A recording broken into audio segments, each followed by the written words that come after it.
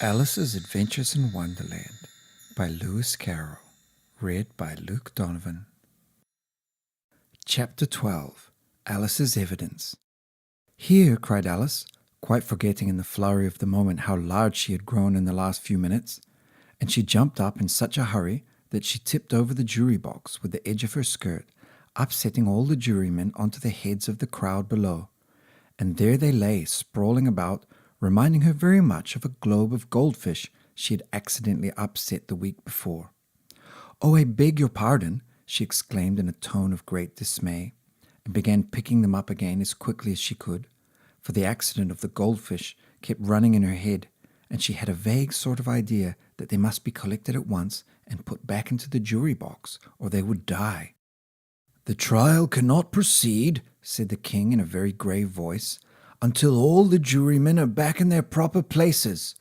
All," he repeated with great emphasis, looking hard at Alice as he said so.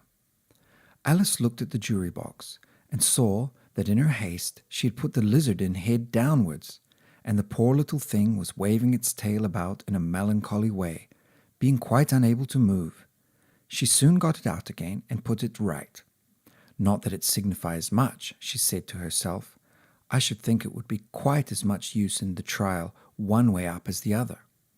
As soon as the jury had a little recovered from the shock of being upset, and their slates and pencils had been found and handed back to them, they set to work very diligently to write out a history of the accident, all except the lizard, who seemed too much overcome to do anything but sit with its mouth open, gazing up at the roof of the court. "What do you know about this business?" the king said to Alice. "Nothing," said Alice. "Nothing whatever?" persisted the king. "Nothing whatever," said Alice. "That's very important," the king said, turning to the jury. They were just beginning to write this down on their slates when the White Rabbit interrupted. "Unimportant, your majesty means, of course," he said in a very respectful tone, but frowning and making faces at him as he spoke. "Unimportant, of course, I meant," the king hastily said, and went on to himself in an undertone. "Important, unimportant, unimportant, important," as if he were trying which word sounded best. Some of the jury wrote it down important and some unimportant. Alice could see this, as she was near enough to look over their slates. But it doesn't matter a bit, she thought to herself. At this moment, the king, who had been for some time busily writing in his notebook, cackled out, "Silence!" and read from his book. "Rule 42. All persons more than a mile high to leave the court." Everybody looked at Alice. "I'm not a mile high," said Alice. "You are," said the king. "Nearly 2 miles high," added the queen. "Well, I shan't go at any rate," said Alice. "Besides, that's not a regular rule. You invented it just now." "It's the oldest rule in the book," said the king. "Then it ought to be number 1, said Alice. The king turned pale and shut his notebook hastily. "Consider your verdict," he said to the jury in a low, trembling voice. "There's more evidence yet to come, please your majesty," said the White Rabbit, jumping up in a great hurry. "This paper has just been picked up."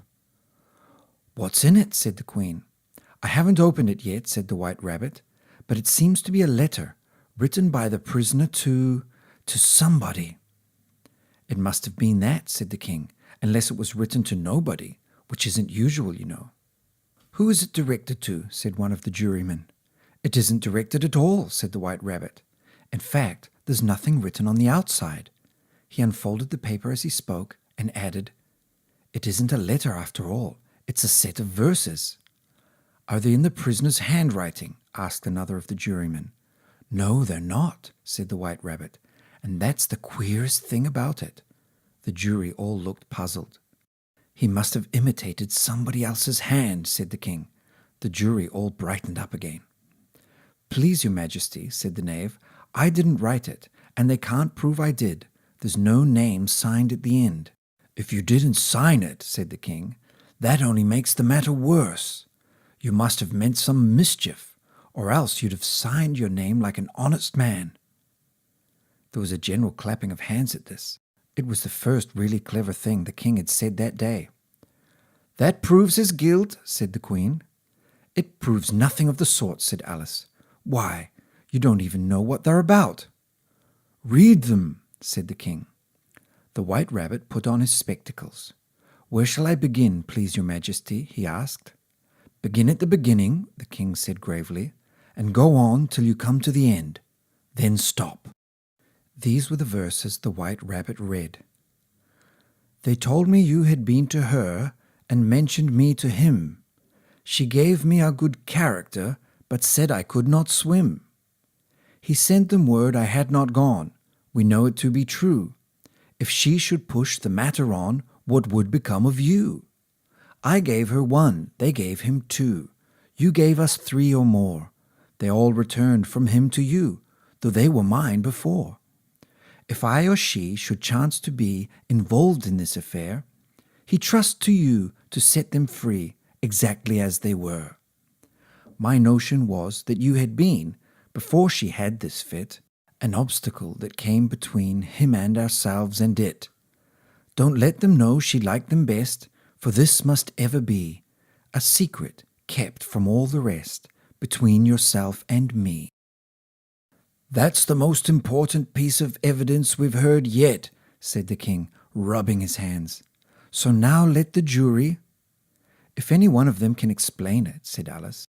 She had grown so large in the last few minutes that she wasn't a bit afraid of interrupting him. "I'll give him 6pence.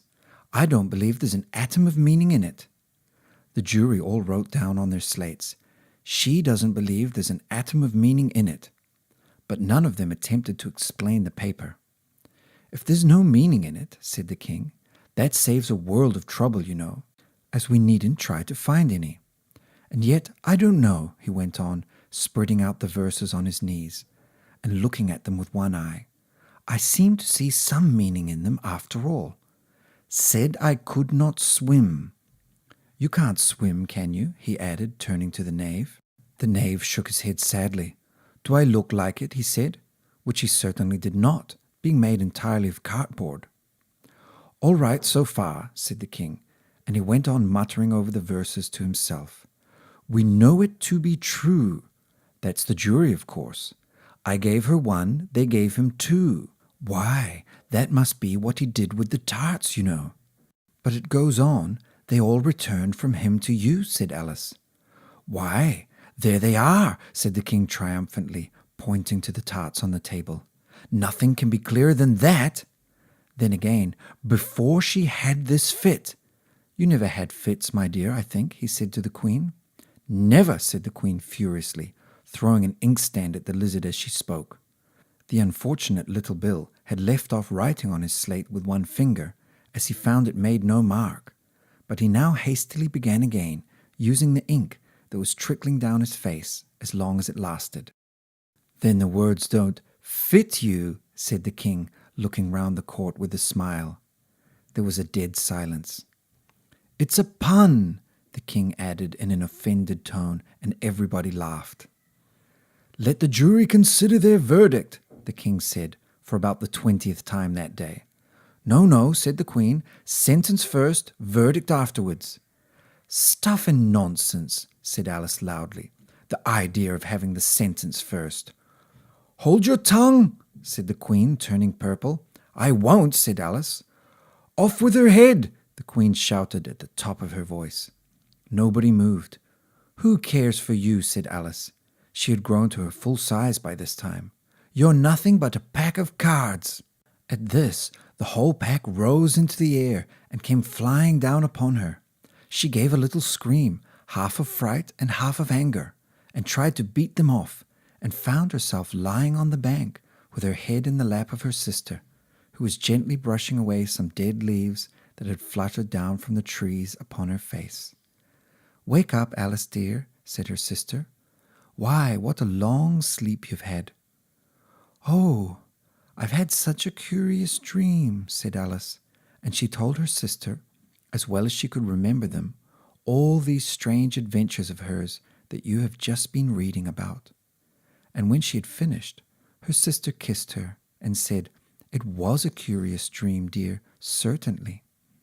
But now run into your tea, it's getting late."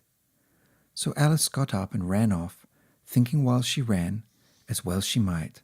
What a wonderful dream it had been. But her sister sat still just as she left her, leaning her head on her hand, watching the setting sun, and thinking of little Alice and all her wonderful adventures, till she too began dreaming after a fashion, and this was her dream. First, she dreamed of little Alice herself, and once again the tiny hands were clasped upon her knee, and the bright eager eyes were looking up into hers.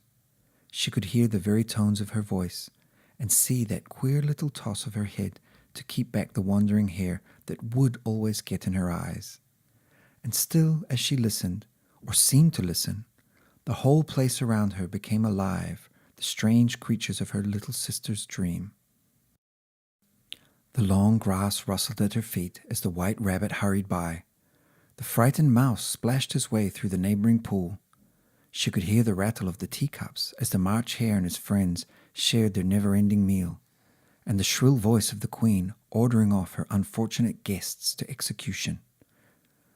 Once more the pig baby was sneezing on the Duchess's knee, while plates and dishes crashed round it. Once more the shriek of the griffin, the squeaking of the lizard's slate pencil, and the choking of the suppressed guinea pigs filled the air, mixed up with the distant sobs of the miserable mock turtle. So she sat on, with closed eyes, and half believed herself in Wonderland, though she knew she had but to open them again, and all would change to dull reality. The grass would be only rustling in the wind, and the pool rippling to the waving of the reeds. The rattling teacups would change to tinkling sheep bells, and the Queen's shrill cries to the voice of the shepherd boy, and the sneeze of the baby, the shriek of the griffin, and all the other queer noises would change, she knew, to the confused clamour of the busy farmyard, while the lowing of the cattle in the distance would take the place of the mock turtle's heavy sobs. Lastly, she pictured to herself how this same little sister of hers would in the after-time be herself a grown woman, and how she would keep, through all her riper years, the simple and loving heart of her childhood, and how she would gather about her other little children, and make their eyes bright and eager with many a strange tale, perhaps even with the dream of Wonderland of long ago, and how she would feel with all their simple sorrows, and find a pleasure in all their simple joys, remembering her own child life and the happy summer days. The end.